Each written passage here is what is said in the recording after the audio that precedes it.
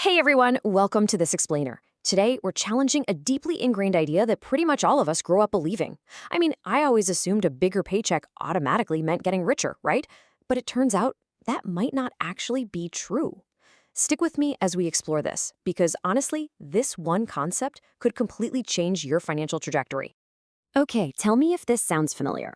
You go from making $40,000 a year up to $60,000.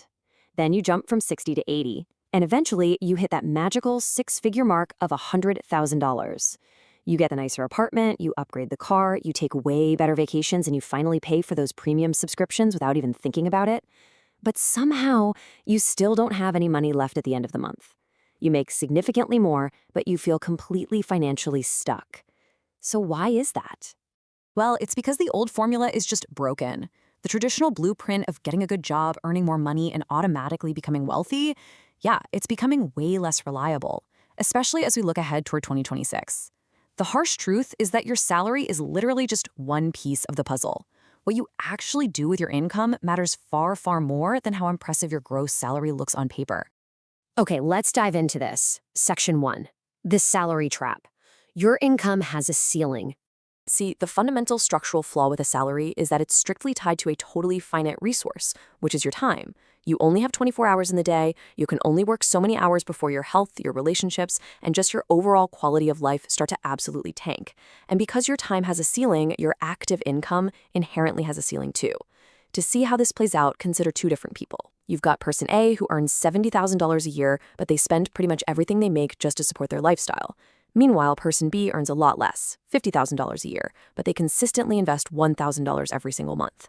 Surprisingly, the person earning less is actually the one building real wealth here. Why? Because person B is turning their income into assets, while person A is just, running on a treadmill. It really all boils down to this crucial distinction. Income pays for your life, but assets build your wealth. If you only focus on working harder for more active income, you're never going to solve the long-term wealth problem. You literally have to convert that income into something that grows. Which brings us to Section 2, 3 wealth destroyers, the invisible traps eating your raise. Now, this gets a bit dangerous here, because even when you do get that hard-earned raise, there are these invisible forces waiting to completely destroy your new purchasing power. And if you don't know they're there, they'll eat your extra income alive. The absolute biggest one is lifestyle inflation. Let's say you were making $4,000 a month, right? You get a promotion and suddenly you're making $5,000. You think, yes, finally I can afford some better things. So you upgrade your apartment, you start eating out a bit more, maybe get a new phone. While your income went up 20%, your expenses also went up 20%. So the gap between them, your actual wealth gap, remains completely flat at zero. Your entire $1,000 raise just vanished into thin air. This is exactly why some people earning $150,000 still feel broke, while some making $70,000 are quietly getting rich. And then, of course, we have the daily reality of economic inflation, which we all feel every single day. Even if you are super disciplined and completely avoid lifestyle inflation, the world around you is just getting more expensive. Your rent goes up, groceries cost way more, insurance, healthcare, transportation, it all becomes pricier. So if your salary increases from $60,000 to $66,000, that sounds like a massive $6,000 win. But if your daily living costs rise significantly at the exact same time, that raise is completely neutralized. Chasing salary bumps just isn't enough to outpace these wealth destroyers. So let's talk solutions in Section 3, Income versus Assets, the mindset pivot. How do we actually fix this? Well, it requires a fundamental shift in how we view our money.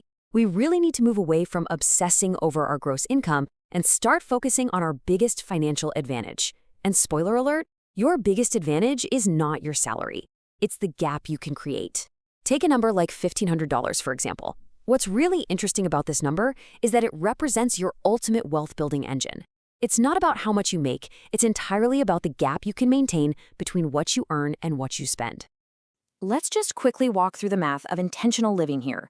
If you earn $5,000 and spend $4,900, you only have $100 working toward your future. But if you earn that exact same $5,000 and intentionally live on $3,500, you suddenly have a $1,500 wealth engine. You don't necessarily have to be extremely frugal, but you do absolutely have to be intentional. Instead of always asking, how much can I afford? You need to start asking, how much can I invest before I upgrade my lifestyle? That one simple shift, it changes everything. So what do you do with that gap? You acquire assets. And I gotta say, it's fascinating to realize that this is where true wealth is actually built by the rich. An asset is essentially anything that can potentially produce value or grow over time.